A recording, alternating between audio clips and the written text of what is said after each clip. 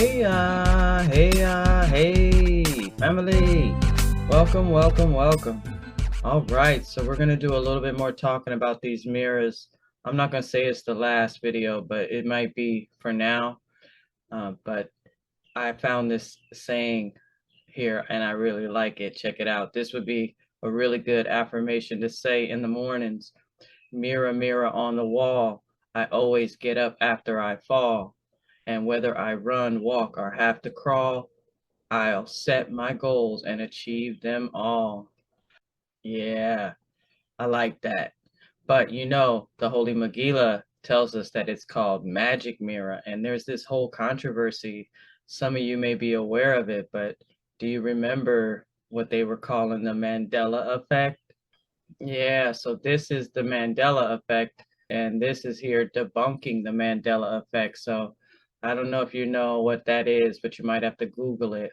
But there was a famous line, and everybody remembers it as mirror, mirror on the wall. And they're telling us that it was misquoted because the correct phrase from the Disney show, Snow White and the Seven Dwarfs, was that it was magic mirror. Now, you got people, even though it's been debunked, and they showed us that the original story did say magic mirror, you got people, they continue to insist that the Disney movie was also mirror, mirror. So, that's crazy, right? Now we have the Megillah telling us that it is actually a magic mirror and that they are real. And we got Percival telling us all about different types of mirrors. And so this Mandela effect is really starting to hit and ring a bell because you know I just did the video on transcendental vibration, and it's a sound art that is practiced by the Nazarenes. And so I can see where they have stolen this or borrowed this too and made similar sounding names with different meanings. I can't even remember. I think in English they're called homophones, where they're same words, they're spelled a little different, but they have completely different meanings.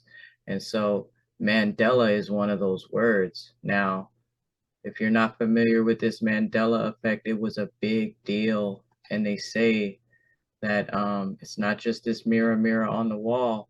It's termed Mandela because Nelson Mandela, and it was a big old rumor going around that he had died. And then when he got out of jail, everybody freaked out and with this term. Now, Mandela is also similar sounding to mandala. And if you know about a mandala, this esoteric diagram, this sacred art, and how the Buddhists create mandalas from colored sand and then wipe it away, you can see the similarities in what they're actually doing. The reason for me making the video about transcendental vibration was because of all of these similar sounding words, okay, and these parallel stories. And so I'm actually seeing this huge parallel universe, even in the conscious collective, where you have, you know, it's been going on for a long time with the spiritual text because we have three major religions that are all based on one Abrahamic faith, and they all have their different, um, you know, holy books, but it's still all three different versions of the same thing. And not only that, you have within all of those, within those three different sects, you have tons of different denominations, is I think what they call that word, where you got some people believe certain things and doctrines based on certain churches that they and affiliations that they have in their certain areas, you know. So everything is all underneath the umbrella, though, still of those Abrahamic faith. And now that we have the stories in the Megillah, we can see we can see the difference. I can see it. I hope you can see it. That's what I've been trying to bring. on this channel, and that's what I'm going to continue to try to bring, is that because it says that this transcendental vibration, if you didn't get to see the last video, is a profound and serious import. It is practiced in a playful, joyous manner, and much of that playfulness is related to being playful with the language of the general culture that we are surrounded by, attempting playfully to upgrade the language and sounds of the general culture. Okay.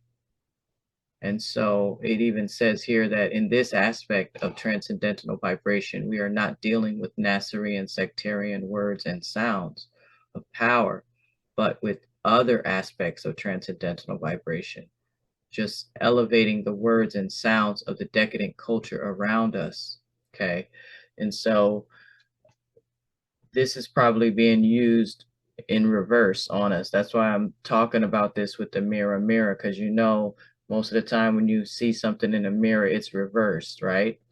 And these stories have been reversed. And so I wanted to just show you the similarities between two more words, and then we're going to get going. The first one was the Mandela, and what that symbolizes when they do this, when they wipe away. I'm thinking this is all about the birth and rebirth. But this mandala is symbolic of the deep sleep. Now, I don't know if you guys are familiar with that, but in chapter 30, the Lady Christ is talking about the motion of disharmony. The motion of disharmony is a contracting spiral that leads to the black pit. After unfathomable time, each black pit will become so dense from contraction that it will explode. All the beings that fall into the deep sleep and are sucked into the black pit will emerge in the next great explosion as baby souls starting over at square one. Okay. She says, but beings who ascend in a white spiral rather than fall into the black pit graduate and move on to higher heavens. So she's talking about the whole process here. And I would like to keep reading this, but I can't, because this is just, we were just going to come here for this breakdown. Check that, page 528. But we were just coming here to show you that what this mandala practice and maybe even this mandala effect is symbolic and doing here to our memories, because it says that in the if you are one of those beings that descend into the black pit and then you emerge again in the next big bang, you start over as a baby soul, and all of your memories of past incarnations are burned away in that incredibly eruptive explosion. And so if you ascend, you get to keep your memories though. And so that's the only danger of descending all the way down, because remember, this is an ancient gift, eternal life. We are eternal souls. You can just go to sleep and start over. And it's so funny because I have kids and I know what time it is to take a nap. Sometimes you need to take a nap and just start over, because man, this is pretty serious though, that you would have them doing this with the vibration of these words, right? This man's name, they got some memory wiping going on, because you best believe that it was something in the media that started the false memories, right? They put the memory in there, they put the lies in there so that they can make you feel like you don't have any ground to stand on when the truths start coming out, right? And so I see that connection with those vibrational words, Mandela and Mandala, and it being a connection to this memory wipe stuff that happens, right? I hope you guys can see that. And the other similar sounding transcendental vibration that I want to connect is the wizardess Mecca. She had a crystal ball. That was one of her spiritual tools. And this is how you spell her name in the Megillah. And you pronounce it Mekh, Mika, Iza. And her name does mean a window. Day I got the download that her story in the Holy Megillah in chapter 87 was similar to the story in Islam about their stone. They say that the black stone is a stone considered by scientists to be a meteorite or of similar origin. So that means out of this world, right? And Mika Iza, her story is that she was from El Kush and she jumped and came to this world. So she too was from out of this world. And the other similarity here in the story is that this stone is set in the eastern corner of the Kaaba. Okay. And she, wizardess Mecca Iza, she lived on the east side of the Jordan River. And so the whole direction of prayer in Mecca is to the east. So there's a couple of similarities, not just that her name sounds just like this place, right? And then the same day that I got this download, I went to my physical therapy that day, and in the booth next to me, they were talking about Saudi Arabia, because Mecca is in Saudi Arabia, if you didn't know that. And in Saudi Arabia right now, they got this plan to build a smart city in Saudi Arabia. And they say that the line is going to be called the line. See, this is where they're going to draw the line in the sand right here in Saudi Arabia. They're building this smart city, and it says the line is planned to have an entirely glass mirror exterior. That's amazing, right? They're building something over there out of mirrors. And I'm just saying that transcendental vibration is bigger than we thought. There's a reason why all of these things sound similar, and we as Nazareans have to try to raise this frequency by making these connections. You know, I also made the connection years ago with the highest heaven that's called Madhiba. Now that's how I pronounce it, but a lot of people that I've spoken to that read the Megillah, they don't pronounce it like that. But the reason I pronounce it as Madhiba is because it rhymes with Mardi Gras. And when I made those videos, you got to check them out, Madhiba or Mardi Gras, because it's very similar in the frequency and the vibration of the words and the syllables. And it's what they have done, or maybe some prior existing Nazareans came once or twice in a few generations before us and established these things, so that then all we needed to do was make the connection. We're breaking these codes. I'm getting ready to read a little bit more from Percival. I'm just going to put a little bit more from part 2 from the mirrors paper on here, because this is about mirrors and it's mirror. So just think about that. Reflection of a reflection.